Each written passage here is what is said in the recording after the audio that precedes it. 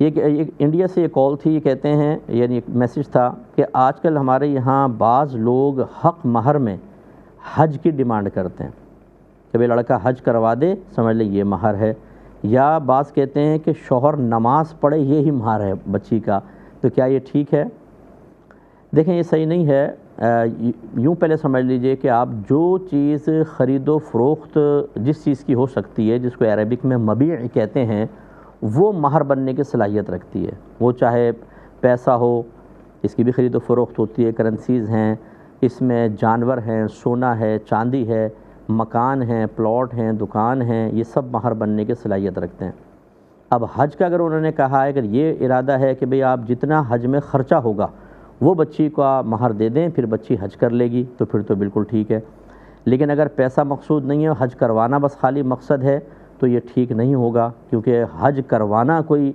خرید و فروخت کی چیز نہیں ہے۔ اسی طریقے سے شوہر نماز پڑھے بس یہی مہر ہے، لازم بات ہے کہ نماز کا پڑھنا کوئی مال تو نہیں ہے کہ جس کی خرید و فروخت ہو، تو یہ بھی مہر بننے کی صلاحیت نہیں رکھے گا۔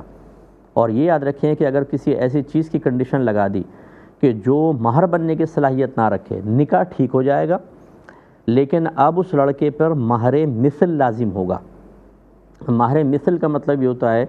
کہ لڑکی کے خاندان میں اسی لڑکی کے اوصاف جس لڑکی کے اندر ہے، ان کا جو مہر مقرر ہوتا ہے وہ مہر مثل کہلاتا ہے، وہ اس لڑکی کا بھی ہوگا۔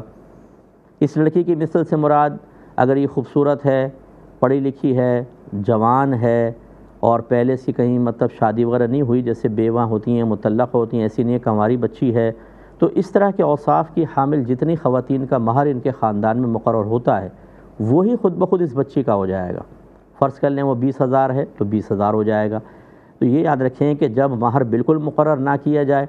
یا کسی ایسی چیز کو مہر مقرر کر دیا جائے جس کو شریعت مہر نہیں مانتی، تو مہر مثل کی طرف جاتے ہیں، لہٰذا مہر مثل دینا ہوگا۔